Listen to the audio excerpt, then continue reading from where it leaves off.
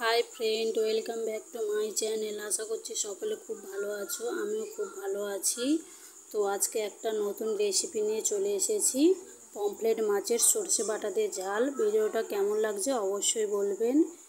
এখানে হচ্ছে পমফ্রেট মাছটা নুন হলুদ মাখানো হয়ে গেছে, আর পাশে একটা দেখছো কাটাপোনা মাছ, এটা আমার মেয়ের জন্য।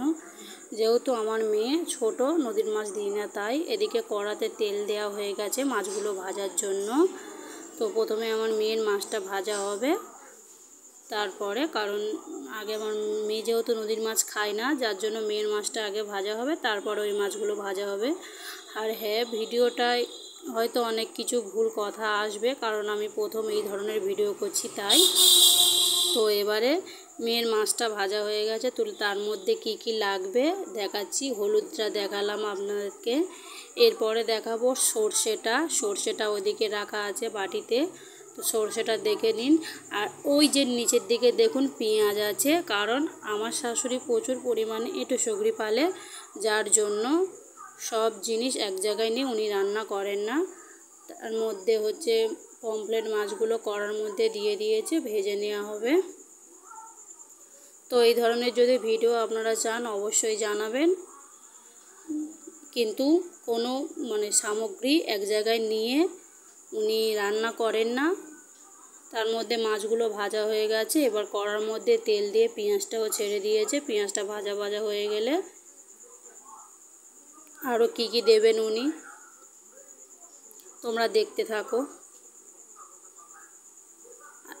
আর পেঁয়াজটা ভাজা ভাজা হয়ে গেলে এবার হচ্ছে সর্ষেটা যে বেটেছিল সেই বাটা সর্ষেটা দিয়ে দিয়েছে এবার, এবং ঝোলটা ফুটে ফুটে মতো এলে এর মধ্যে কাঁচা লঙ্কা কটা দিয়ে দেবে। অনেক মানুষ হচ্ছে বাইরে বিদেশে থাকো, খুব বেশি রিচ খাবার পছন্দ করো না, এর মধ্যে কাঁচা লঙ্কাটা চলে গেল, তাদের জন্য এই রেসিপিটা একদম পারফেক্ট। কারণ কম উপকরণ দিয়ে ভালো রেসিপি, সত্যি খেতে খুব অসাধারণ হয়েছিল। আমরা বাড়ির সবাই হাত চেটে পুটে খেয়েছি এই রান্নাটা। আর আমি কথা খুব ভালো বলতে পারি না, কথা জড়িয়ে যাচ্ছে, কিছু মনে করবেন না। এর মধ্যে হচ্ছে হলুদটা চলে গেল, তারপর লবণ দিয়ে দেবে রান্নার মধ্যে।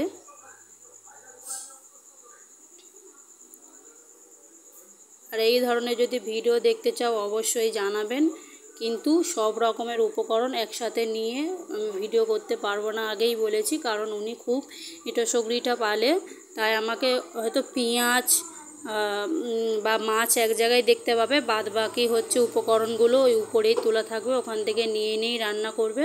সেগুলো আমি রান্নার মধ্যে দেখিয়ে দেবো, কিন্তু পাশাপাশি রাখতে পারবো না।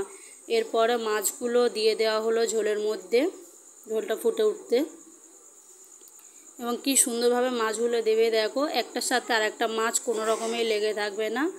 আর মাছগুলো দেওয়ার পরে উনি খুব সুন্দরভাবে উল্টোবে, যাতে হচ্ছে মাছটা ভেঙে না যায়, এই জন্য।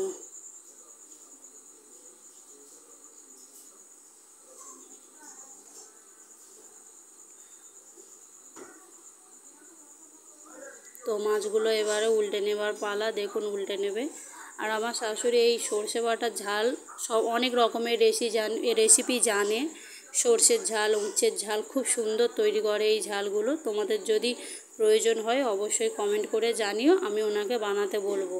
আর এখন ওনার মুখ দেখাবো না, যদি ওনার ভিডিও ভালো লাগে তোমরা যদি কমেন্ট করো তারপরেই ওনার মুখ আমি দেখাবো। তো মাছগুলো আলতো হাতে কি সুন্দর উল্টে উল্টে দিল, যাতে হচ্ছে মাছগুলো একটাও না ভেঙে যায়। এইভাবেই তৈরি হয়ে গেল সর্ষে বাটা দিয়ে পমফ্রেট মাছের ঝাল।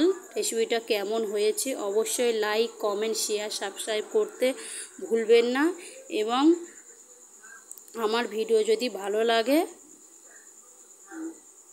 তাহলে কমেন্ট করে জানাবেন। এরপরে আরও নতুন কোনো রেসিপি নিয়ে তোমাদের সামনে হাজির হবে। মাছের ঝালটা কেমন হয়েছে দেখুন।